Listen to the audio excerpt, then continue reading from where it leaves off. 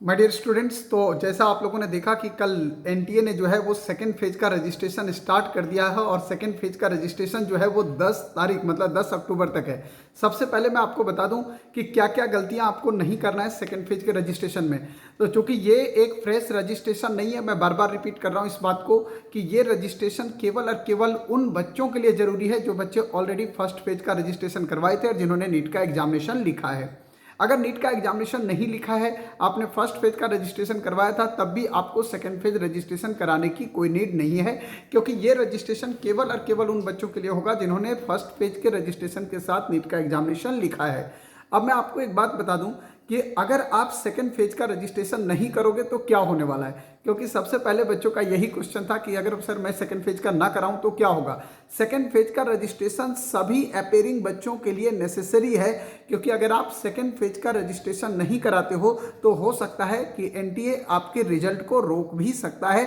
और रोक भी नहीं, रोक ही सकता है, मतलब रोकेगा ही रोकेगा। तो आप दिमाग में एक बात रख लीजिएगा कि अगर आप चाहते हैं कि आपका जो है वो रिजल्ट जो है वो डिक्लेयर किया जाए, तो निश्चित तौर पे आपको सेकंड फेज का जो ये एप्लीकेशन फॉर्म है वो उसको फिलअप करना पड़ेगा। सेकंड फॉर्म के एप्लीकेशन फॉर्म के अंदर आप अपना जो है वो 12th क्लास के जो भी मार्कशीट का एरर है, अगर उसको आप चाहें तो चेंज कर सकते हैं। आप अपने जेंडर को भी चेंज कर सकते हैं। इसके अलावा अगर आपको लगता है अपनी कैटेगरी को चेंज करना है, क्योंकि बहुत सारे लोग हैं जो ईडब्ल्यूएस नहीं डाल के जनरल कैटेगरी लिखे हुए हैं, बहुत सारे लोग जो कैटेगरी अपना चेंज करना चाहते हैं, जिनका उस टाइम ओबीसी कैटेगरी का सर्टिफिकेट मान लो नहीं बना, इस टाइम जो ओबीसी उन्होंने बनवा लिया है उस टाइम जनरल में डाल दिया है, तो आप ये सारी चीज़ें ठीक कर सकते हो। मतलब एक तरह से ऐसा आप कह सकते हो कि सेकेंड फेज का जो रजिस्ट्रेशन स्टार्ट हुआ है एक तरह से करेक्शन कम रजिस्ट्रेशन है ये। हाँ, करेक्शन कम रजिस्ट्रेशन मतलब जो भी आपको लगता है कि फर्स्ट फेज में एरर रहा होगा उसमें आप चाहो तो करेक्शन कर सकते हो, और करेक्शन करके रिजल्ट से पहले ठीक कर सकते हो।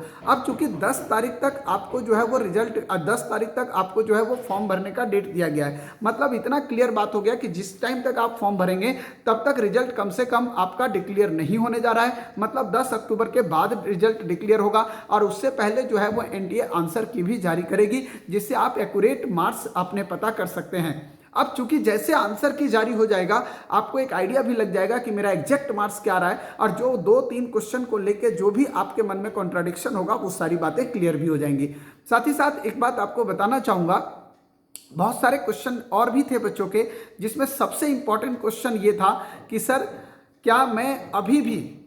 अभी जैसे मैं नीट का एग्जामिनेशन लिखा हूं और उसके बाद जो है वो मेरे स्कोर जो है वो 300 आ रहे हैं, क्या सर मैं अभी भी मॉप अप राउंड में गवर्नमेंट कॉलेज ले सकता हूं क्या। मैं आपको बता दूं कि 300 नंबर पे आपको मॉप अप राउंड में कहीं भी गवर्नमेंट कॉलेज मिलने की संभावना नहीं है, क्योंकि मॉप अप राउंड में जो लो मार्क्स पे कॉलेजेस मिलते हैं वो या तो डीम्ड यूनिवर्सिटी होते हैं या वो प्राइवेट कॉलेजेस होते हैं, जहां पे फी आपको काफ़ी हैवी देना पड़ता है। 15 लाख से 17, 18, 19 लाख तक का रेंज होता है फी का। लेकिन उससे कम मार्क्स वालों को, जो कम मार्क्स जो 300, 250 मार्क्स वाले हैं, उनको मॉप अप राउंड में मिलने वाला कॉलेज केवल प्राइवेट या डीम्ड हो सकता है। लेकिन गवर्नमेंट और सेमी गवर्नमेंट मतलब गवर्नमेंट एडेड ये दोनों नहीं होते हैं, जहां पे इतने कम मार्क्स में आपको कॉलेज अलॉट हो सकता है, आपको भी पता है। तो बहुत सारे बच्चे ये कमेंट करते रहते हो कि सर मॉप अप राउंड में क्या होगा। मॉप अप राउंड के अलावा भी अगर आपके मार्क्स कम आ रहे हैं और आपको लगता है कि मुझे एमबीबीएस करना ही करना है, तो मॉप अप राउंड के अलावा आपके पास एक स्ट्रे वैकेंसी राउंड होता है, जहां पे आप कॉलेज में जाके, स्ट्रे वैकेंसी राउंड जो होता है वो कॉलेज बेसिस का एक मॉप अप राउंड है। हाँ, college based mop up round बोल सकते हो